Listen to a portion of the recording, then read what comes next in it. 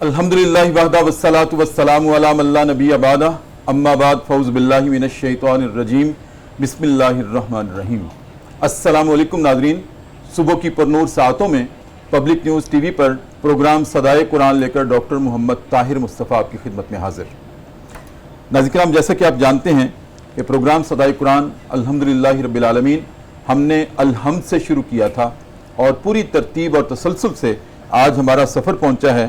कुरान करीम का दूसरा पारा है और सूरह बकरा की आयत नंबर 189 है।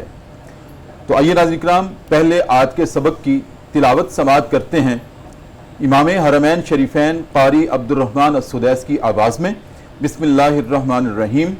ए हमारे हबीब, लोग आपसे चाँद की घटती बढ़ती हालतों के बारे में सवाल करते हैं। आप फरमा दें, ये लोगों के लिए तारीख़ों के तयन और हज की अलामतों के लिए है। ए हमारे हबीब, इनसे ये भी फरमा दें कि ये कोई नेकी नहीं है कि तुम अपने घरों में पीछे की तरफ से दाखिल होते हो।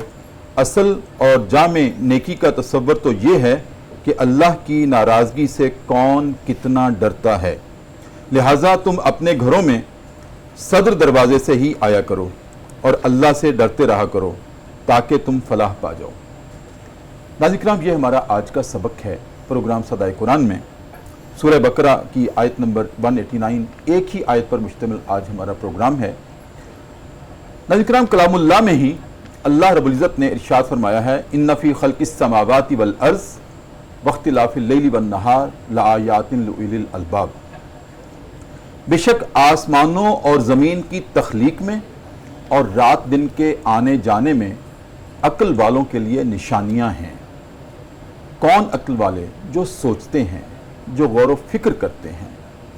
और जब गौर व फिक्र करते हैं, अनफुस व आफाक में एक है गौर व फिक्र करने की नाज़रीन किराम अपनी ज़ात, कि मैं क्या हूँ, मेरी तख्लीक कैसे हुई, मेरा परवान कैसे हुआ और मेरी ज़िंदगी क्या है।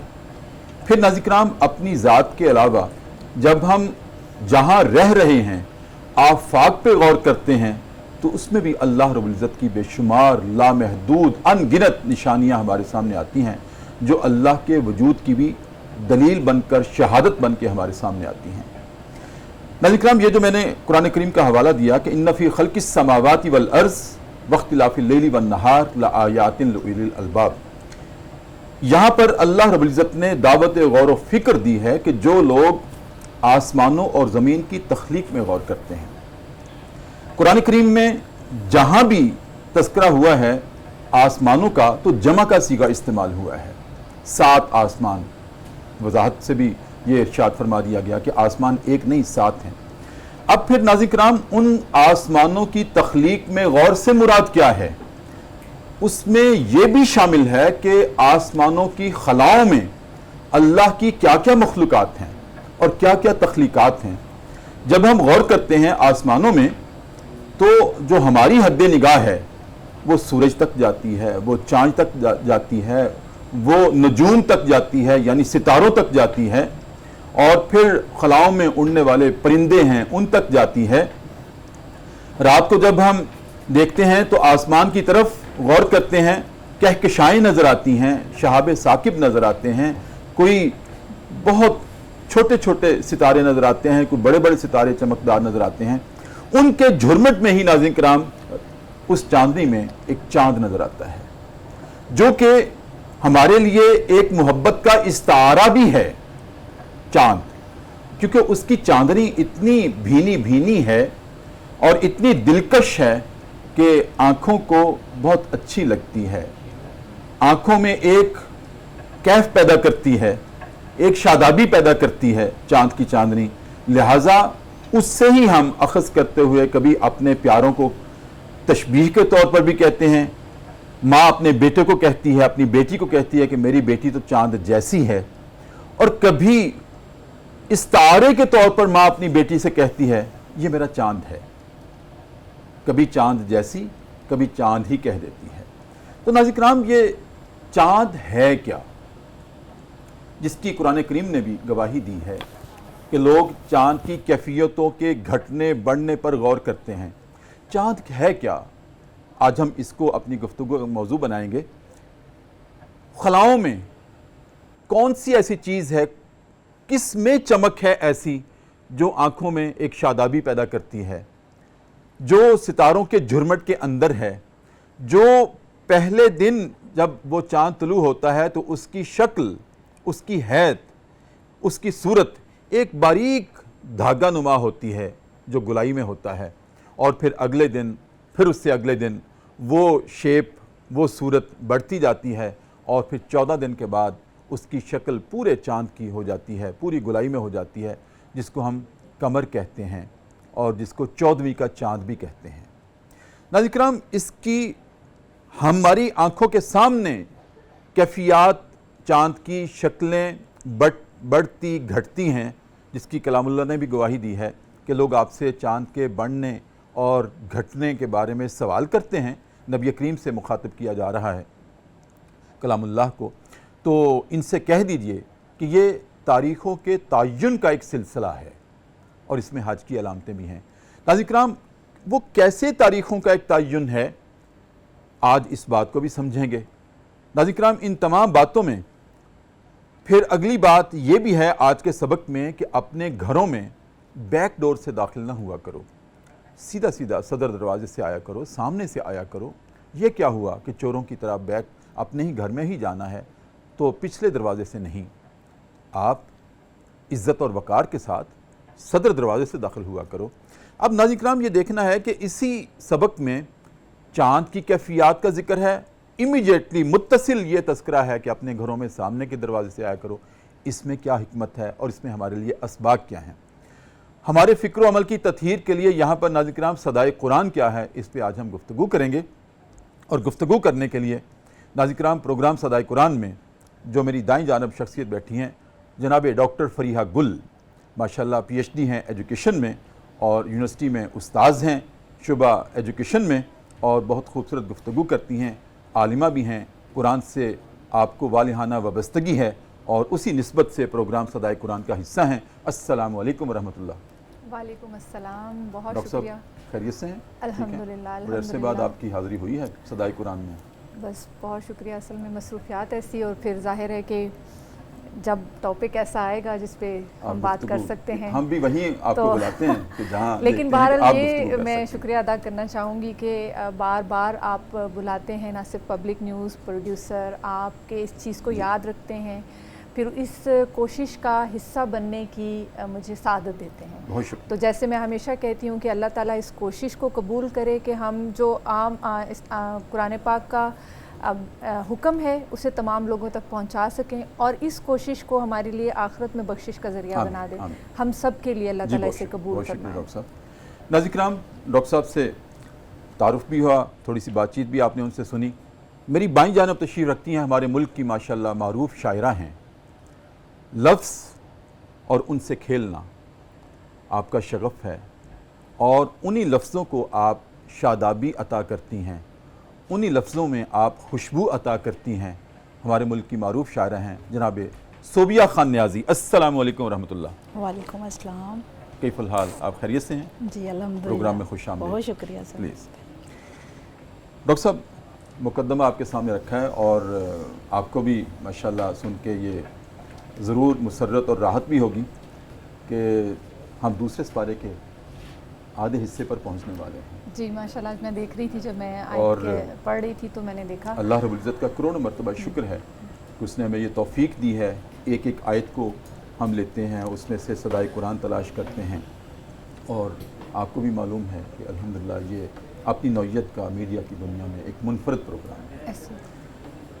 دوسرا پارہ ہے اور سورہ بقرہ کی آیت نمبر 189 ہے، تقریباً ہاف کے پاس ہم ارد گرد ہیں دوسرے پارے کے۔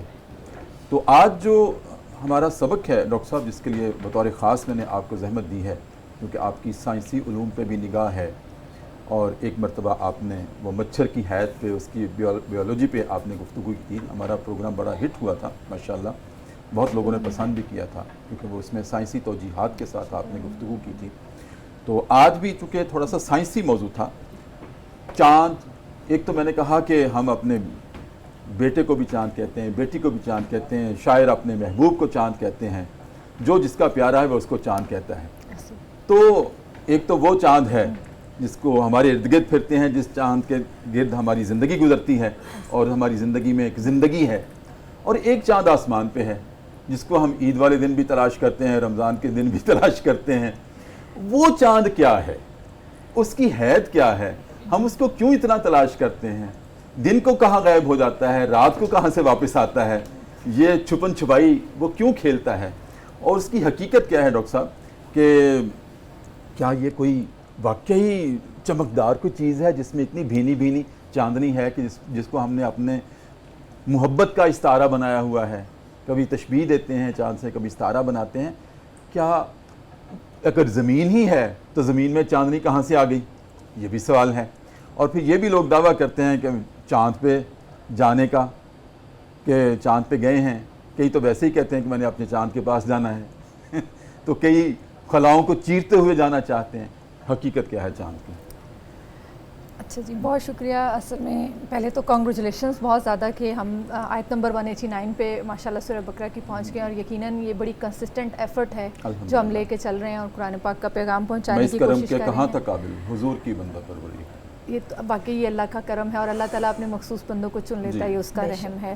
اور دوسری جو اس کی واقعی ہی انفرادیت ہے، جتنی دفعہ میری آپ سے ڈسکشن ہوئی اس پروگرام میں آ کے، یا جتنی دفعہ میں نے اسے سنا، تو جو سب سے اہم پوائنٹ کہہ لیں یا ویلیو ایڈیشن کہہ لیں جتنے بھی قرآن پاک کے حوالے سے پروگرام ہوتے ہیں، وہ یہ ہے کہ ہر آیت کے بعد ہم یہ جاننے کی کوشش کرتے ہیں کہ جیسے ہم نے بار بار اس بات کو کلیم کرتے ہیں کہ قرآن پاک اصل میں ہمارے انسان کے لیے آیا ہے، اور انسان ہی اس کا مخاطب ہے، اور اس کے ہر آیت میں ہمارے لیے ایک ہدایت پوشیدہ ہے، کوئی ایک عملی ایسا پہلو ہے جسے ہم اپنی زندگی میں لاگو کر سکتے ہیں. تو یہ اس پروگرام کی مجھے لگتا ہے کہ سب سے اہم افادیت کہہ لیں، ویلیو ایڈیشن کہہ لیں، انفرادیت کہہ لیں، کہ ہم ہر آیت کے آخر میں ضرور کوئی نہ کوئی ایک ٹیک اوے لے کے جاتے ہیں کہ اس آیت میں اللہ تعالیٰ نے ہمیں یہ حکم دیا ہے اور اسے ہم نے اپنی زندگیوں پہ لاگو کرنا ہے. بڑا خوبصورت آپ نے لفظ بولا، ٹیک اوے لے کر جاتے ہیں. واہ واہ، سبحان اللہ. تو دوسرا جو اب ہم نے کہا کہ چاند اصل میں ہے کیا، ظاہر ہے کہ اس کے ایک مختلف اجرام فلکی میں سے ہے، ایک سیارہ ہے، سیارہ نہ سب کہیں، چاندوں کو آپ سپر پاس کر گئی ہیں، بائی پاس کر گئی ہیں اور سیدھی آسمان پہ چلی گئی. چلیں ٹھیک ہے. اصل میں یہ اس نے اپنی چاند اصل میں ایک، اس کو ہم سیٹلائٹ کہتے ہیں، یہ سیارہ نہیں ہے، پلانٹ نہیں ہے، کیونکہ یہ سورج کے کیا ہوتا ہے؟ سورج کے گرد جتنے بھی ہمارے سیارے گھومتے ہیں یا پلانٹ گھومتے ہیں یا اجرام فلکی گھومتے ہیں، انہیں ہم سیارے کہتے ہیں، پلانٹس کہتے ہیں. لیکن جو چاند ہے یہ زمین کے گرد گھومتا ہے، یعنی زمین کے اپنے گرد بھی کوئی نہ کوئی انفرادیت ہے صحیح اس میں. ہاں جی، یہ اس میں ڈفرینس یہ ہے، یعنی یوں سمجھ لیں کہ چاند سورج اور زمین کے درمیان کا ایک آبجیکٹ ہے. اور لائٹ کہاں سے آتی ہے؟ ظاہر فلوریسنٹ تو نہیں ہے نا، یہ کوئی ہمیں تو ایسا لگتا ہے کہ شاید کوئی ایسا دیا ہے، لیکن ایسا نہیں ہے. یہ سورج کی روشنی جب چاند پہ پڑتی ہے تو جو ریفلیکشن آتا ہے اس کی وجہ سے وہ ہمیں روشن نظر آتا ہے. اور مزے کی بات یہ ہے کہ سورج کی روشنی اس پہ 100% بھی پڑے تو بھی یہ صرف 12% ریفلیکٹ کر سکتا ہے، یعنی صرف جتنا ایلومینیٹڈ یہ ہے یا جتنا روشن چاند ہے اس کا صرف 12% ہم اسے دیکھتے ہیں. اور 12% بھی ہم اس لیے دیکھتے ہیں کہ یہ زمین سے قریب ہے. جی، وہ 12% روشنی، 14ویں کا چاند وہ بھی 12% روشنی ریفلیکٹ کرتا ہے جو اس نے سورج سے ابزارب کی. اگر آپ نہ آتی تو ہمیں یہ باتیں نہ پتہ چلتی. جی، اللہ تعالیٰ قبول کرے. اور ظاہر ہے کہ بہت سارے ایسے لوگ ہیں جو اس میں ماہر ہوں گے، تو میں تو تھوڑی بہت انفارمیشن جو اسی ٹاپک کے حوالے سے ہوگی وہ کوشش کروں گی کہ ڈسامینیٹ ہو جائے. مجھے یہ پہلی دفعہ پتہ چلا کہ چاند ہم صرف 12% دیکھتے ہیں، بے شک وہ 14ویں کا چاند ہو. 12% روشنی ریفلیکٹ کرتا ہے جو وہ سورج سے ابزارب کرتا ہے. اچھا، روشنی ابزارب کرتا ہے. وہ روشنی صرف 12%. لیکن جو 14ویں کے چاند کی شکل ہوتی ہے وہ پوری ہوتی ہے. چاند پورا ہے جو اصل میں وہ ریفلیکشن جیسے جیسے نظر آتا ہے. کیونکہ دیکھیں زمین جو ہے یہ بھی تو گھوم رہی ہے نا، یہ نہ صرف گول گھوم رہی ہے بلکہ یہ اپنے اسپن بھی کر رہی ہے اپنے مدار. ہاں جی بالکل، آپ بتا رہی ہیں کہ زمین دو طرح سے ہماری گھومتی ہے. ایک اس طرح سے گھومتی ہے تو دن اور رات بدلتے ہیں، اور اس طرح اپنے مدار کے گرد گھومتی ہے تو موسم بدلتے ہیں. ایسے ہی ہے نا؟ ایسے. اور چاند کا اس میں کیا رول ہے؟ تو ظاہر ہے کہ اسی طرح چاند کی ڈائریکشن چینج ہوتی جاتی ہے. ظاہر ہے آپ ایک ریوالونگ اس پہ کھڑے ہوئے ہیں، ریوالونگ چیئر پہ کھڑے ہوئے ہیں یا ریوالونگ ٹیبل پہ کھڑے ہوئے ہیں، تو جو آپ کے سامنے آبجیکٹ ہوگا اور وہ بھی ریوالونگ ہے تو آپ کا اینگل چینج ہوتا جائے گا دیکھنے کا. تو جیسے جیسے اینگل چینج ہوتا ہے تو ہمیں وہ جو اس کی روشنی ہے وہ کم نظر آتی ہے. تو سم ٹائم ہمیں نظر آتا ہے کہ یہ پورا چاند ہے، کیونکہ اس وقت تک پہلے دن کا جو ہم یوں چاند سمجھتے ہیں کہ دیکھتے اس میں ہیں، رمضان کے degrees مہینے کا فرق ہے۔ چاند دیکھتے ہیں یا عید کا چاند دیکھتے ہیں یا کسی مہینے کا بھی، کیونکہ دو موقعوں پر ہم زیادہ چاند کو دیکھتے ہیں، یا رمضان کے مہینے کے آغاز پر یا عید کے مہینے کے عید الاضحیٰ کے جی، عید الاضحیٰ اور عید الفطر، تو یہ خاص 3 مرتبہ ہم خاص طور پر دیکھتے ہیں۔ تو پہلے دن کا جو چاند ہوتا ہے بالکل باریک ہوتا ہے، کرسنٹ، کیوں ایسے کیوں ہوتا ہے؟ اینگل کا فرق ہے۔ جیسے زمین جس اینگل پہ اس ٹائم پہ گھوم رہی ہوتی ہے اور سورج کی روشنی جس اینگل سے چاند پہ پڑ رہی ہے تو ہمیں وہ ڈائریکشن کم نظر آتی ہے۔ یہ بالکل ایسے ہی ہے جیسے ہم آمنے سامنے بیٹھے ہوئے ہیں اور ہماری ڈائریکشنز چینج ہونا شروع ہو جائیں تو ہمارا چہرہ آمنے سامنے نہیں اچھا، رہے۔ تو جب اس طرح سے زمین گھومتی ہوئی چاند کے گرد جی جاتی ہے، ایسے ہی ہے، جی ایسے تو اس پر اس کی ریفلیکشن ڈائریکشنز چینج ریفلیکشن ہوتی جو رہتی ہیں۔ دیکھیں چاند وہاں موجود ہے، سورج اپنی جگہ پہ موجود ہے، ٹھیک ہے، سورج کی روشنی چاند پہ پڑ رہی ہے، جو زمین ہے وہ ریوالو کر رہی ہے، تو زمین کا اینگل جیسے ریوالونگ سے چینج ہوتا ہے اتنا ہی ہمیں چاند نظر آتا ہے۔ اچھا، ایک سائنٹیفک اس کی توجیہ کیا ہے ہماری سمجھ کے لیے کہ دن کو یہ ستارے یا چاند نظر کیوں نہیں آتا؟ اچھا، اس میں مختلف اس کے چاند وضاحتیں ہیں۔ چاند آتا ہے، نظر آتا ہے، ہے، اس کی جو روشنی ہے اسی طرح اسی پہ موجود ہے، کیونکہ ظاہر ہے ہم نے کہا کہ ریفلیکشن سورج کی روشنی کا چاند پہ پڑ رہا ہے نا، اس ریفلیکشن کی وجہ سے چاند تو روشن وہاں موجود ہے، لیکن اینگل ایسا چینج ہو چکا ہوتا ہے کہ ہمارے ہاں جو دن ہے یا روشنی ہے یا سورج کی روشنی زیادہ پریویل کر جاتی ہے اور سورج کا اینگل اس وقت فرق ہو چکا ہوتا ہے، اس وجہ سے ہمیں وہ چاند اس وقت اس طرح سے نظر نہیں آتا، موجود جیسے وہ رات کو نظر آتا ہے، ورنہ موجود وہ چاندنی کے ساتھ نظر آتا ہے۔ بالکل ایسے رات کو اس میں چاندنی اسی وجہ سے نظر آتی ہے کہ روشنی ختم ہوگی نا، سورج کی روشنی کا وہ اینگل نہیں رہا، سورج موجود نہیں ہے، آسمان جو ہے اس میں اندھیرا چھانا شروع ہو گیا، تو ظاہر ہے کہ وہ ایلومینیشن زیادہ نظر آ گئی۔ ایسے ہی ہے جیسے لائٹ چلی جائے اور آپ دیا جلا لیں، تو دن میں یہاں بھی لائٹس چل رہی ہیں، ہم دیا جلا لیں گے وہ تب بھی نظر آئے گا، لیکن جب لائٹ چلی جائے گی تو زیادہ نظر آئے گا۔ So the same is the case with moon. تو یہ جو کیفیات ہیں گھٹنے بڑھنے کی، اس آیت میں ڈاکٹر صاحب آپ نے دیکھا ہوگا کہ نبی کریم صلی اللہ علیہ وسلم سے یہ قرآن کریم کا انداز بیان اس طرح سے ہے کہ یہ چاند کے بارے میں آپ سے پوچھتے ہیں، وہ خاص اس کا شان نزول آپ نے اسٹڈی کیا؟ جتنا میں نے اسے اسٹڈی کیا اور اس کو سمجھنے کی کوشش کی ریفلیکشن کے تھرو، تو ہمیں 2 طرح کے اینگل اس میں نظر آتے ہیں، جواب نظر آتے ہیں۔ عین ممکن ہے ایک شبہ جو آتا ہے وہ یہ ہے، عین ممکن ہے کہ یہ سوال جیسے کفار مکہ کرتے رہتے تھے یا مشرکین کرتے رہتے تھے کہ جو ڈسٹریکٹ کرنے کے لیے تھے کہ یا حجت بازی کے لیے تھے کہ اچھا چلیں، جیسے ہم نے وہ واقعہ سنا کہ جہاں مشرکین نے کہا کہ اچھا اگر تم اتنے ہی نبی ہو تو چلو تم چاند کو 2 ٹکڑے کر کے دکھا دو، جو نبی صلی اللہ علیہ وسلم سے جب معجزہ ڈیمانڈ کیا گیا، تو اس کا مطلب ہے کہ چاند اصل میں موجود ہے نا، اجرام فلکی موجود ہیں، اور یہ انسان کی شروع سے یعنی زمانہ قدیم سے یہ انسان کی توجہ اپنی طرف کھینچتے رہتے ہیں۔ جیسے ہم نے حضرت ابراہیم علیہ السلام کے واقعے میں بھی پڑھا کہ جیسے ہی چاند نکلا تو انہوں نے کہا یہ میرا رب ہو سکتا ہے، پھر انہوں نے سورج کو دیکھا تو کہا۔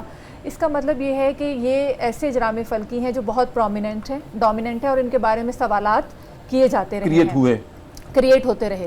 تو عین ممکن ہے کہ یہ سوال مشرکین کی طرف سے ہی ڈسٹریکشن کے لیے آیا ہو، لیکن اس کی ایک اور توجہ بھی ہے، وہ یہ ہے کہ جو مجھے سمجھ میں آئی، جو مجھے لگا کہ یہ زیادہ اپروپریٹ ہو سکتی ہے، وہ یہ ہے کہ جب ہم ان کی جو اس آیت کے پہلے آنے والی آیت اور بعد میں آنے والی آیت کا مطالعہ کرتے ہیں تو ہم یہ دیکھتے ہیں کہ یہاں ہمارے جو بنیادی احکامات ہیں اسلام کے، جس میں نماز، روزہ، زکوٰۃ، حج اور پھر جہاد کا حکم شامل ہے، وہ ڈسکس ہو رہے ہیں اس پارٹ میں۔ اور پہلے ہم نے چونکہ رمضان کے احکامات کو ڈسکس کیا ہے اور اس کے جتنے بھی قوانین ہو سکتے تھے یا اس کے بارے میں جتنے توہمات یا شکوک و شبہات تھے ان کا ازالہ کیا گیا ہے اس سے پہلی آیتوں میں، تو اب ہم نے دیکھا کہ اب حج جو ایک اہم ترین رکن ہے اس کے بارے میں بات ہو رہی ہے، اور اس سے اگلی آیتوں میں چلے جائیں تو چونکہ جہاد کی بات شروع ہو جاتی ہے، تو عین ممکن ہے کہ صحابہ کرام نے اپنے اشکال کو دور کرنے کے لیے یا کسی کنفیوژن کو دور کرنے کے لیے یہ سوال کیا ہو کہ جس کا جواب نازل ہے، جس کا جواب اس میں دیا گیا کہ یہ اللہ کی طرف سے نشانیاں ہیں۔ آپ کی اجازت سے ایک وقفہ لے لوں، پھر دوبارہ آپ سے ہم کلام کرتے ہیں۔ ناظرین کرام، پروگرام صدائے قرآن ہے، چاند کی مختلف حیتوں پہ گفتگو ہے، چاند اٹ سیلف کیا ہے اس پہ بھی گفتگو ہو رہی ہے، آپ نے کہیں نہیں جانا۔ وقفے میں ہم جایا کرتے ہیں دربار رسالت میں اور اپنے نبی کریم صلی اللہ علیہ وآلہ وسلم کی ذات اقدس پر ایک مرتبہ درود کریم کا نذرانہ پیش کرتے ہیں اور واپس آتے ہیں۔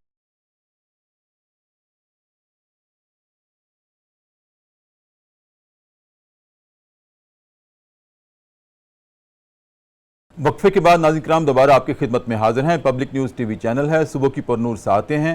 हमारा प्रोग्राम है सदाए कुरान और आज अल्हम्दुलिल्लाह रब्बिल आलमीन हमारा सबक पहुंचा है। कुरान करीम का दूसरा पारा है और सूरह बकरा की आयत नंबर 179 है। जनाब सोबिया खान न्याज़ी, बहुत शुक्रिया आपकी आमद का। प्रोग्राम सदाए कुरान में पहले भी आप तशरीफ़ लाईं और आपने हमें अपने नात या कलाम से नवाजा, और इससे पहले कि हम दोबारा चाँद पे गुफ्तगू शुरू करें, मैं चाहता हूँ कि आपका कलाम भी हो जाए, हमें नवाजें अपने कलाम से। हमारे नाज़रीन भी मुंतज़र हैं, आपको बैठा हुआ देखकर वो भी बड़े इश्तियाक से आपकी तरफ देख रहे हैं। इरशाद। बहुत शुक्रिया डॉक्टर साहब, मैडम ने बड़ी अच्छी गुफ्तगू की है चाँद के बारे में। तो हमारे प्यारे एक शुअरा का भी चाँद होता है। हाँ जी बिल्कुल। जी। और जो सबके महबूब हैं हमारे प्यारे नबी सल्लल्लाहु अलैहि वसल्लम, उनको अल्लाह ताला ने कहा है कि वो चाँद हैं, 14वीं के चाँद से तशबीह दी है। बिल्कुल बिल्कुल, आपने बहुत खूबसूरत बात की कि सहाबा कहा करते थे जी जी कि जब हम नबी करीम के चेहरे अक़दस की तरफ देखते हैं कुछ तो देखा ही नहीं करते थे, कहते हमारे अंदर ताब ही नहीं है। एक सहाबी ने तो कहा मैंने कभी भी देखा ही नहीं है आपके चेहरे अनवर की तरफ कि कहीं बेअदबी ना हो जाए। और जो देखा करते थे वो कहते थे कि कभी हम 14वीं के चाँद को तकते, कभी आपके चेहरे को तकते। तो आपने बड़ी खूबसूरत बात कही। तो वो कि जिनका जिक्र अल्लाह ताला की ज़ात खुद बुलंद करती है, और कहा है कि अलम नशरा लका सदरा में जो है कि वरफ़ाना लका ज़िक्र, हमने आपके जिक्र को बुलंद कर, और उनका जिक्र जो है वो अल्लाह की ज़ात खुद बुलंद करती है। और हमारे लिए सादत है कि हम उनका नाम लेते हैं और हमारी रूह शादाब होती है। जी बिल्कुल। बहुत शुक्रिया, आप इतने प्यारे इतने पुरनूर प्रोग्राम में मुझे बुलाते हैं, मेरे लिए ये बहुत बड़ी सादत है। नाते रसूल मकबूल पेश कीमत है। इरशाद। वो जिसका जिक्र मेरा रब बुलंद करता है, वो जिसका जिक्र मेरा रब बुलंद करता है, उसी की मदह में हर लफ्ज़ कितना सजता है। आहा, उसी की मदह में हर लफ्ज़ कितना सजता है। ये मेरी सांसें दुरूदो सलाम पढ़ती हैं, ये मेरी सांसें दुरूदो सलाम पढ़ती हैं, अगर मैं दिल में पुकारूं तो वो भी सुनता है। आहा, दोबारा इरशाद फरमाएं। ये मेरी सांसें दुरूदो सलाम पढ़ती हैं, ये मेरी सांसें दुरूदो सलाम पढ़ती हैं, अगर मैं दिल में पुकारूं तो वो भी सुनता है। वाह वाह। मेरे तबीब मेरे हाल पे करम करना, आहा, मेरे तबीब मेरे हाल पे करम करना, मेरा जो दुख है फ़कत इसको तू समझता है। आहा, वाह वाह वाह। मेरे तबीब मेरे हाल पे करम करना, मेरा जो दुख है फ़कत इसको तू समझता है, फ़कत इसको तू समझता है। ये अपनी आंखें बिछा दूं मैं तेरे कदमों में, आहा, ये अपनी आंखें बिछा दूं मैं तेरे कदमों में, मैं उस गली पे फिदा जिससे तू गुजरता है। वाह वाह वाह, सुभान अल्लाह। ये अपनी आंखें बिछा दूं मैं तेरे कदमों में, मैं उस गली पे फिदा जिससे तू गुजरता है, और कहीं सुकून ही नहीं, कहीं सुकून ही ना आए हजूम दुनिया में। वाह, कहीं सुकून ही ना आए, कहीं सुकून ही ना आए हजूम दुनिया में जी। तेरा हो जिक्र कहीं पर तो दिल संभलता है। वाह वाह, तेरा हो जिक्र कहीं पर तो दिल संभलता है, तो दिल समझता है। वो जिसका जिक्र मेरा रब बुलंद करता है, उसी की मदह में हर लफ्ज़ कितना सजता है। सुभान अल्लाह, सुभान अल्लाह, क्या बात, बहुत खूबसूरत, माशाअल्लाह। डॉक्टर साहब दोबारा आते हैं। ये जो चाँद है, हमने थोड़ी सी इस पे बात भी की है, बिल्कुल ज़मीन की तरह है, ये इसी तरह से मट्टी है, मैदान है, सहरा है, इसी तरह से है जी। ऐसे ही सिंपल, जैसे जैसे ज़मीन एक सयारा है और उसमें मिट्टी है, रेत है, मैदान है, ज़िंदगी के आसार हैं। इसके बारे में साइंस मुख्तलिफ राय रखती है। अच्छा। कुछ हमें तहकीकात ऐसी भी मिली हैं, क्योंकि बहुत अरसे से जैसे ही इंसान की एक्सेस चाँद तक हुई, तो ये सही है कि इंसान वाक़तन गया है चाँद पर, या जो दावा करते हैं? मेरा ख्याल है कि जितनी वीडियोस आ चुकी हैं और जो चीज़ें सामने आ रही हैं उससे तो हम इनकार नहीं कर सकते कि अभी तो हमारा हमसाया मुल्क में हमारे गया है। उसके अलावा जो हमारा स्पुतनिक जब गया 1970 में, तो इसका मतलब ये है कि लोग पहुंचने की कोशिश भी कर रहे हैं और वहाँ पहुँचे भी हैं। और जिंदगी के लिए सेटेलाइट से हमारा राब्ता हो रहा है, हम उसे डिनाई भी नहीं कर सकते। डॉक्टर साहब, जिंदगी की बका के लिए वो कोई भी मुकाम हो, एक तो सांस लेने के लिए हवा बहुत ज़रूरी है, फिर ऑक्सीजन बहुत ज़रूरी है, फिर सूटेबल टेम्परेचर इंसानी ज़िंदगी की बका के लिए बहुत ज़रूरी है। तो क्या वहाँ सूरज का जो टेम्परेचर है इंसानी ज़िंदगी को, इस वक्त जितनी भी रिसर्च मौजूद है, یا سائنٹیفک کلیمز جتنے بھی موجود ہیں وہ تو یہ کہتے ہیں کہ چاند پہ انسان زندہ نہیں رہ سکتا. کیونکہ آپ نے دیکھا ہے جتنے بھی ہمارے ایسٹرونٹس جا رہے ہیں وہ اپنے لوازمات ساتھ لے کے جاتے ہیں, اپنا آکسیجن ماسک پہن کے ہی وہ اپنی چاند گاڑی سے قدم باہر رکھتے ہیں نا, ایسے تو نہیں رکھ رہے. اس کا مطلب ہے کہ وہاں آکسیجن موجود نہیں ہے. اور پانی دریافت کرنے کی کوشش کی, پانی بھی زندگی کا اہم ترین جز ہے, تو پانی بھی وہاں نہیں ہے. تو اس کا مطلب ہے کہ ابھی تک کی جتنی بھی سائنٹیفک ریسرچ جو لمیٹڈ علوم ابھی تک موجود ہیں اس دنیا میں, وہ یہ کہتے ہیں کہ سب سے کنڈیوسو انوائرمنٹ زندہ رہنے کے لیے یا زندگی کے لیے صرف زمین پہ موجود ہے. ہمارے پاس کلیمز موجود ہیں, مریخ پہ بھی ہیں کہ پانی کے آثار نظر آئے اور یہ چیزیں, لیکن جو کنڈیوسو انوائرمنٹ ہے وہ اللہ تعالیٰ نے کہاں پیدا کی, زمین میں. اور یہاں ہمارے پاس پانی بھی ہے. دیکھیں ہمیں سانس لینے کے لیے آکسیجن ماسک کی الحمدللہ ضرورت نہیں ہے, ہمارے پاس آکسیجن فریلی اویلیبل ہے, پانی اویلیبل ہے. ہیومیڈیٹی جو ہماری ہے, اس کا مطلب ہے ہیومیڈیٹی بہت نیسیسری ہے زندگی کے لیے, وہ موجود ہے ہمارے پاس زمین میں. تو چاند میں یہ چیزیں نہیں ہیں. پھر دوسرا ہم نے بات کی کہ جو چاند روشن نہیں ہے, اٹس سیلف یہ روشن ستارہ نہیں ہے, یہ صرف اس لیے چمکتا ہے کہ اس کے اوپر سورج کی روشنی پڑتی ہے. تو آپ اس کو آج کل کی سائنٹیفک توجہ میں اس طرح سمجھ لیں کہ ہمارے پاس فلوریسنٹ کیمیکلز موجود ہیں. یہ آپ نے دیکھا ہوگا سڑکوں کے کناروں پہ یلو لائن اور بلیک لائن ہم لگاتے ہیں, یا سڑک کے درمیان میں جو وائٹ لائن لگی ہوئی ہوتی ہے, جیسے ان کے اوپر ہماری گاڑی کی روشنی پڑتی ہے تو یہ فلوریسنٹ ہوتے ہیں, یعنی چمکتے ہیں. تو چاند کی مثال بھی ایسے ہے کہ وہ فلوریسنٹ ہے, لیکن اٹس سیلف وہ روشن ستارہ نہیں ہے. موٹر وے پہ جب ہم ٹریول کرتے ہیں تو ایک موڑ کاٹتے ہیں تو وہ بھی ایرو سے جی فلوریسنٹ کیا ہوا ہوتا ہے, بالکل. حالانکہ وہاں کوئی لائٹ نہیں ہوتی, وہ روشنی پڑتی ہے. تو چاند جتنی رپورٹس ابھی تک موجود ہیں وہ یہ بتاتی ہیں کہ وہاں مکمل اندھیرا ہے, روشنی نہیں ہے. تو اس کا مطلب یہ ہوا کہ کنڈیوسو جو لیونگ انوائرمنٹ ہے لائف کے لیے جو ریکوائرمنٹس تھیں وہ اللہ تعالیٰ نے زمین میں رکھ دی ہے. صحیح. اب باتیں ہیں ڈاکٹر صاحب کہ جو قرآن کریم نے یہاں سے شہادت دی ہے کہ یہ جو مختلف کیفیات ہیں چاند کی, جو پہلے دن کا چاند جس کو ہم ہلال کہتے ہیں, کریسنٹ کہتے ہیں, پھر اگلے دن, اس سے تاریخوں کا تعین ہوتا ہے. یہ تاریخوں کے تعین کا آغاز کیسے ہوا اور چاند اس سے کیسے مربوط ہوتا ہے؟ اچھا, اگر اس کو ہم پری ہسٹورک پیریڈ میں چلے جائیں تو ہمیں نظر آتا ہے کہ چاند کا ایک بہت امپورٹنٹ رول رہا ہے انسان کی زندگی میں. چاند کا, ستاروں کا, اجرام فلکی کا جیسے ہم نے بات کی, تو تاریخوں کا تعین کرنے میں چونکہ چاند ایک ایسی چیز ہے جو پرومیننٹ ہے, سامنے موجود ہے, اور اس میں چینج ہے وہ بڑی جلدی نظر آتا ہے. یعنی کہ چاند کا گھٹنا بڑھنا, جیسے ہم نے کہا کہ فیزز ہوتے ہیں چاند کے, فل مون ہے ہمارے پاس, پھر اس کے بعد ویکسنگ اینڈ ویننگ ہے نا, چاند بڑھتا ہے پھر گھٹنا شروع ہو جاتا ہے. تو ہم وہ فیزز سب اپنی نیکڈ آئی سے دیکھتے ہیں. ہم سب, ہر اس کے لیے پڑھا لکھا ہونا ضروری نہیں ہے, اس کے لیے ماہر فلکیات ہونا ضروری نہیں ہے. ہر شخص فل مون دیکھ کے بتا سکتا ہے کہ یہ 14ویں کا چاند ہے یا 15ویں کا چاند ہے, جیسے ہی اس میں ڈائریکشن میں چینج آتا ہے. تو اس 14ویں کے چاند کے بعد یہ پھر گھٹنا ویننگ شروع ہو جاتی ہے اس کی. تو اس کا مطلب یہ ہوا کہ ہر عام شخص دیکھ سکتا ہے اور بتا سکتا ہے کہ کیا چینج آ رہا ہے, اور وہ چینج ہمیں ڈائریکٹ کرنے میں آسانی تھی, سمجھنے میں آسانی تھی کہ ہم نے اس سے تاریخوں کا تعین کر لیا. آج تو کیلنڈر ہیں, اور وہ لونر, ہم ابھی اس وقت جو فالو کریں وہ تو لونر سسٹم پہ ہے نا, یعنی جو ہمارا سولر سسٹم پہ ہے کہ سورج کے. تو ایجپشنز نے سب سے پہلے سورج کا سسٹم استعمال کیا, کیونکہ سائے کے گھٹنے اور بڑھنے سے انہوں نے جو وقت کا تعین کیا یا تاریخوں کا تعین کیا وہ ایجپشنز نے شروع کیا.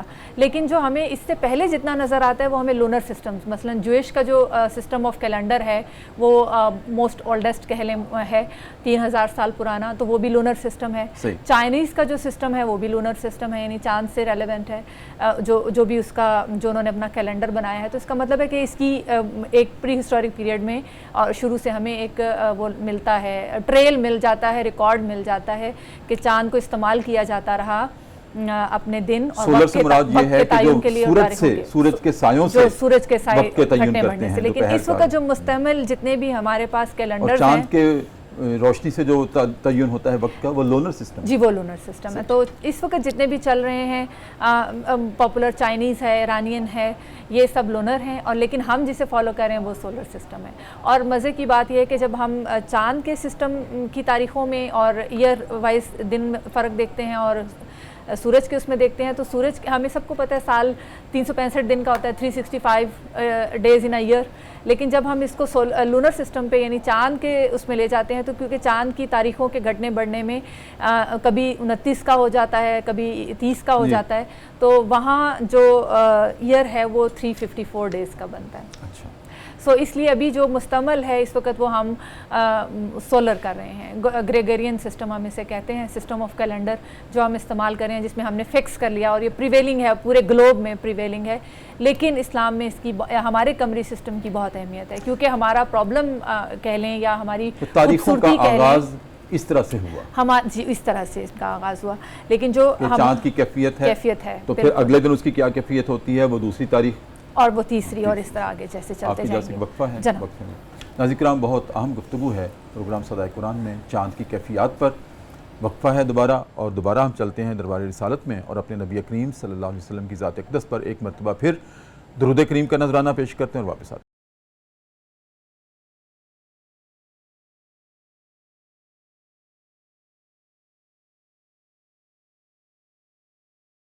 وقفے کے بعد ناظرین کرام دوبارہ آپ کی خدمت میں حاضر. صبح کی پرنور سے آتے ہیں, public news T V channel ہے, ہمارا پروگرام ہے صدائے قرآن, اور اس میں آج الحمدللہ رب العالمین پوری ترتیب اور تسلسل کے ساتھ ہم پہنچے ہیں سورہ بقرہ کی آیت نمبر 189 پر.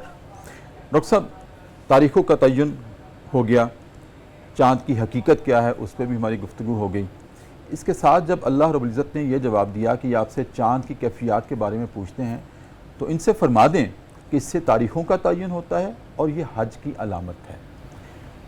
حج کی علامت کس طرح سے؟ حج تو ایک مخصوص ذی الحجہ میں ہوتا ہے, لیکن چاند سے اس کی علامت کو کیسے مربوط کیا گیا, آپ کا مطالعہ کیا کہتا ہے؟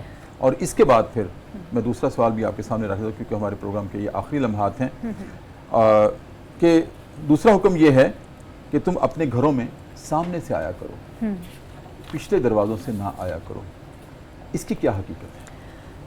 جی, پہلے حج کی بات کریں. جی, حج کا جو اس کے اوپر جب میں نے یہ کویسچن آپ نے میرے سامنے رکھا اور میں نے اس کے اوپر سوچنا شروع کیا تو یہ بڑا امپورٹنٹ مجھے ایک پوائنٹ اس میں نظر آیا جو میں سمجھتی ہوں کہ ہمیں سمجھنا ضروری ہے. ظاہر ہے کہ قرآن پاک کا ہر لفظ اور ہر آیت ہمارے لیے ایک رہنمائی کا چراغ ہے, اور ہم اس کے اوپر جتنی ڈسکشن کرتے جائیں گے اور اس کے جتنے ڈائمینشنز اوپن کرتے جائیں گے وہ ہمارے لیے ایک نئی جہان کھل جائے گا.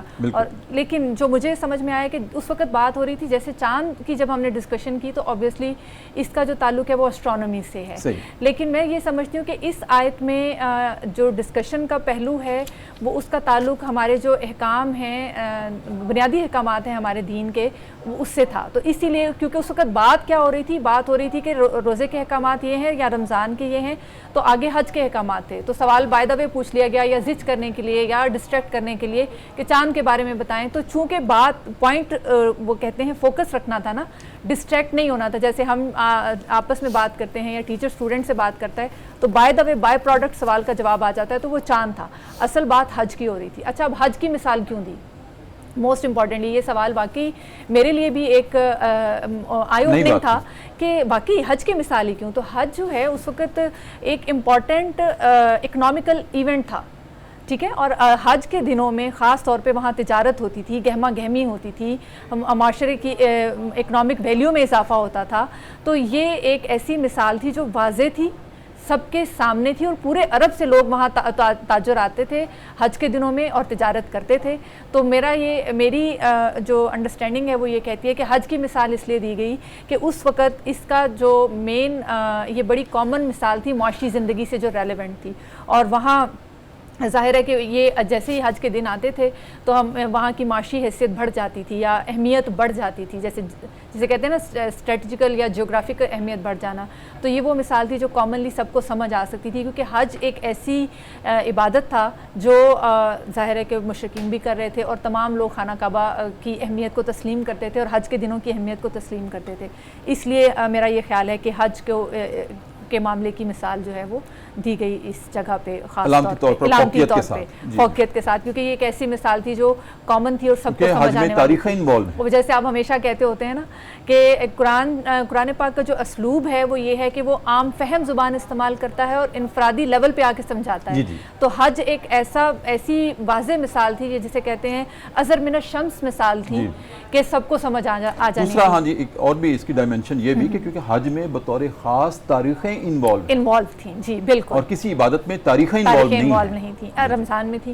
تو پچھلی آیتوں میں ہم نے دیکھا کہ رمضان کے حوالے سے بھی ڈسکشن ہوگی. تو مجھے یہ لگتا ہے کہ یہ جو کنیکٹنگ لائن ہے جو ہم نے چاند کو ایکسپلین کیا کہ پیچھے رمضان کو کیونکہ اس کا بھی تعلق چاند دیکھنے سے اور روزہ کھولنے کے اوقات سے ہے اور پھر آگے حج کا آ گیا, تو مجھے لگتا ہے کہ یہ کنیکٹنگ مثال ہے. اب آتے ہیں کہ اپنے گھروں میں اچھا, اس کو جب میں نے اسٹڈی کیا اور میں نے اس کے اوپر ریسرچ کی تو مجھے پتہ چلا کہ اس کے 2 ڈائمنشنز ہیں.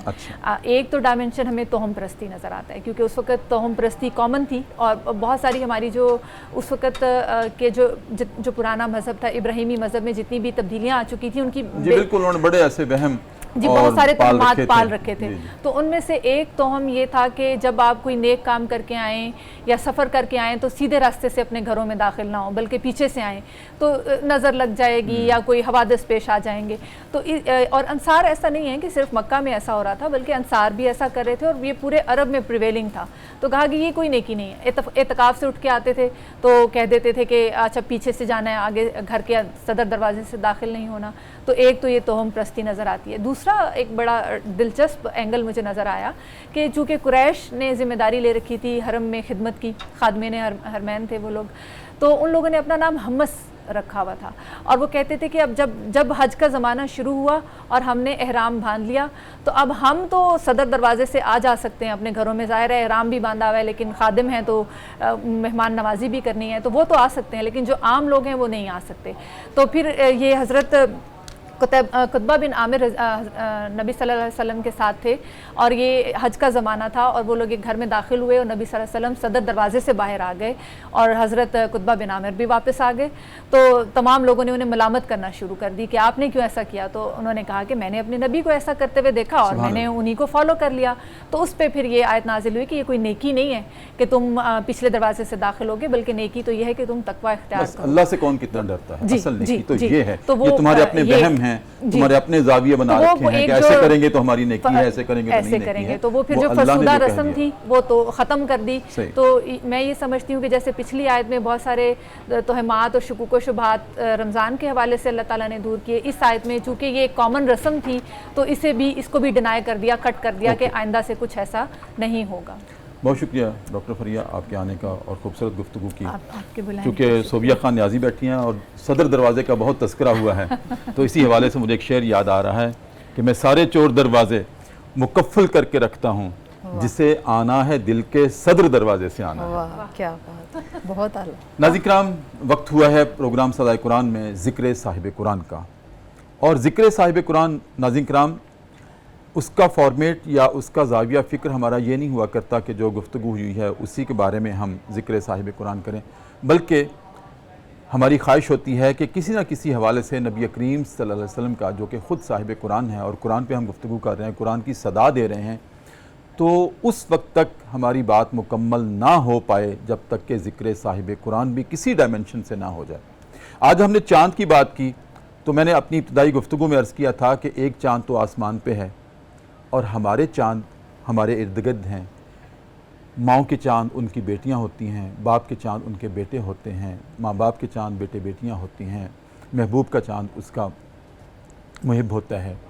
اور اسی طرح سے ناظرین کرام, لیکن جس کو ہم چاند کہتے ہیں خاص طور پر اپنی بچوں کو, اپنی بیٹیوں کو, اپنے بیٹوں کو, وہ بھی چاند ہے نا ہمارے. ہم ان کی طرف دیکھتے ہیں تو ہمیں ٹھنڈک نصیب ہوتی ہے, ہماری آنکھوں کو چاندنی نصیب ہوتی ہے. یہ جو ہمارے چاند ہیں جو چھوٹے چھوٹے ہمارے ارد گرد ہوتے ہیں, ہماری طرف سے ایک بڑی کوتاہی ہوتی ہے کہ ہم ان کے نام رکھتے وقت ہم زیادہ غور و فکر نہیں کرتے. ہم جب اپنے بچوں کے ناظرین کرام نام رکھتے ہیں نا تو ہم یہ سوچتے ہیں کہ بہت یونیک ہونا چاہیے, وہ نام کسی اور کا نہیں ہونا چاہیے, صرف یہی نام ایسا ہو کہ صرف ہمارے بچے کا نام ہو. ہم معنویت پہ غور نہیں کرتے. جبکہ ناظرین کرام ہمارے نبی کریم صلی اللہ علیہ وآلہ وسلم جن کا ہم تذکرہ کرنے لگے ہیں, ان کو ناموں سے بہت اہمیت تھی, بہت زیادہ اہمیت تھی. اور وہ پوچھا کرتے تھے جب کوئی آپ کے پاس آیا کرتا تھا آپ کا نام کیا ہے, پھر اس میں سے معنویت تلاش کیا کرتے تھے.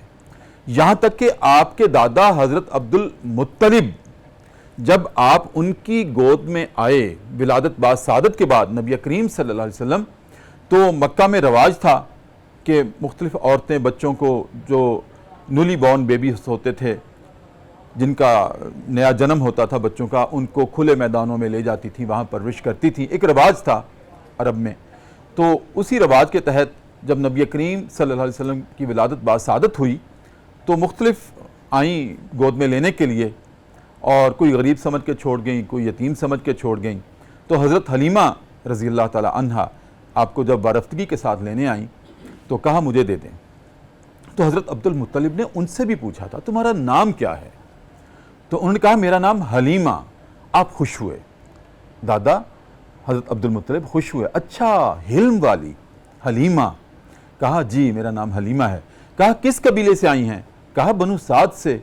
پھر خوش ہو گیا، اچھا سعادت والا، معنویت تلاش کی جا رہی ہے نام میں۔ تو اسی طرح سے ناظرین کرام آپ نے گود دے دیا۔ نبی کریم صلی اللہ علیہ وسلم از خود بھی ناموں پہ بہت اہمیت دیتے تھے، ناموں کو بہت فضیلت دیتے تھے کہ اور پوری توجہ دیتے تھے کہ نام بہت بامانی ہونا چاہیے۔ جس طرح دیکھیں کہ اللہ نے آپ نبی کریم صلی اللہ علیہ وسلم کا نام نامی اسم گرامی آسمانوں پر کیا رکھا؟ احمد، کہ یہ میری بہت تعریف کریں گے۔ احمد کون ہوتا ہے؟ اللہ کی بے تحاشا تعریف کرنے والا، اس کی معنویت ہے۔ اور پھر زمین پہ آپ کے دادا نے آپ کا نام کیا رکھا؟ محمد صلی اللہ علیہ وسلم۔ اور میں نے ایک دن پہلے عرض کیا تھا کہ دادا کو یہ یقین تھا کہ میرا پوتا اتنی اللہ کی حمد کرے گا کہ یہ خود لائق تعریف ہو جائے گا، خود لائق تحسین ہو جائے گا۔ تو آپ نے محمد نام رکھا اور اللہ نے اس کو قبول بھی کر لیا۔ تو آج محمد صلی اللہ علیہ وسلم اپنے نام کے اعتبار سے، اپنی معنویت کے اعتبار سے پوری کائنات میں، آفاق میں سب سے زیادہ اگر کسی کا نام بلند ہے تو وہ آپ کا ہے، اور سب سے زیادہ اگر کوئی اللہ کی حمد کرنے والا ہے تو وہ بھی آپ ہیں۔ تو ناظرین کرام اسی تناظر میں نبی کریم صلی اللہ علیہ وسلم اپنے صحابہ کے ناموں پہ غور کیا کرتے تھے، اور بعض صحابہ کے نام تو آپ نے بدلے، چینج کر دیے، کیونکہ ان کی معنویت میں شرکیہ پہلو تھا۔ مثلا حضرت ابو ہریرہ رضی اللہ تعالی عنہ کا پہلا نام عبد الشمس تھا، آپ نے چینج کر دیا۔ عبد الشمس کے معنی ہے سورج کا پجاری، سورج کی عبادت کرنے والا۔ اس کی معنویت میں دیکھیں کتنا بڑا شرک کا پہلو ہے۔ تو آپ نے چینج کر دیا، عبد الرحمن رکھ دیا کہ نہیں تم رحمان کے بندے ہو، سورج کے بندے نہیں ہو، اس کی عبادت نہیں کرنی۔ تو یہ شرک تھا۔ پھر حضرت ابوبکر صدیق رضی اللہ تعالی عنہ کا سابقہ نام عبد الکعبہ تھا کہ کعبہ کا پجاری، کعبہ کی عبادت کرنے والا۔ تو کعبہ اٹ سیلف، وہ دیواریں ان کی عبادت نہیں ہوتی، وہ تو علامت ہیں، عبادت تو اللہ کی ہوتی ہے، لہٰذا آپ نے ان کا بھی نام تبدیل کر کے رکھ دیا، عبد الرحمن رکھ دیا۔ اسی طرح سے ناظرین کرام ہماری ایک ام المومنین حضرت جویریہ رضی اللہ تعالی عنہا، ان کا سابقہ نام برہ تھا۔ بڑی قابل توجہ بات ہے، بہت غور کی میں دعوت دے رہا ہوں خاص طور پہ والدین کو۔ ان کا برہ نام تھا، حضرت جویریہ رضی اللہ تعالی عنہا کا سابقہ نام، آپ نے اس کو بھی بدل دیا۔ اچھا اس میں کوئی شرکیہ پہلو نہیں تھا اس نام میں، برہ کے معنی ہے نیکی، بڑا خوبصورت معنی ہے اس کا، لیکن آپ نے نبی کریم صلی اللہ علیہ وسلم نے اس نام کو تبدیل کر دیا۔ کیوں؟ اس لیے دیکھیں ان کی سوچ، حکمت دیکھیں نبی کریم کی ناموں کے بارے میں، اسماء کے بارے میں کیا ہے۔ آپ نے اس احتمال سے وہ برہ کا نام تبدیل کر دیا جس کے معنی نیکی ہیں، کہ اگر کوئی گھر میں جائے اور پوچھے کہ برہ ہے، اگر وہ گھر میں نہ ہو اس وقت تو جواب دینے والا تو یہی کہے گا نا گھر میں برہ نہیں ہے۔ تو آپ نے کہا اس کا مطلب ہے گھر میں نیکی نہیں ہے، آپ نے نام تبدیل کر دیا۔ ناظرین کرام ہم آج اپنی بیٹیوں کے نام رکھتے ہیں حیا۔ اب گھر میں کوئی جائے اور پوچھے حیا ہے، اور وہ کالج میں گئی ہوئی ہو، اسکول میں گئی ہوئی ہو، تو جواب دینے والا تو یہی کہے گا نا، ماں تو یہی کہے گی نہیں گھر میں حیا نہیں ہے۔ اب دیکھیے یہ کتنی معیوب بات ہے، یہ زبان سے کہنا ہی کہ گھر میں حیا نہیں ہے۔ ہم رکھتے ہیں نام ایمان اپنی بیٹیوں کے، اور گھر میں اگر کوئی جائے اور پوچھے ایمان ہے گھر میں، تو وہ اس وقت کالج گئی ہوئی ہو، تو جواب تو یہی ملے گا نا گھر میں ایمان نہیں ہے۔ تو کیا مطلب گھر میں ایمان نہیں ہے؟ تو ناظرین کرام دیکھیں نبی کریم صلی اللہ علیہ وسلم نے برہ نام تبدیل کر دیا تھا جس کے معنی نیکی تھے۔ ہمیں ایسے نام رکھنے سے احتراز کرنا چاہیے، نام بامانی ہونے چاہیے، اور اس معنویت کے گھر میں اثرات ہونے چاہیے۔ وہ گھر میں ہو یا نہ ہو، وہ ایسے ہی لگے جیسے وہ گھر میں ہے۔ ناظرین کرام، اسی کے ساتھ آج کا پروگرام صدائے قرآن ہم ختم کرتے ہیں۔ یہ بڑی قابل غور بات تھی جو آج میں نے آپ کے سامنے رکھی ہے، نبی کریم صلی اللہ علیہ وسلم کے ذکر کے ساتھ میں نے آپ کے سامنے رکھی ہے، اس پر آپ نے غور ضرور کرنا ہے۔ اپنے میزبان ڈاکٹر محمد طاہر مصطفیٰ کو اجازت دیجیے، اپنا بہت خیال رکھیے، اللہ حافظ۔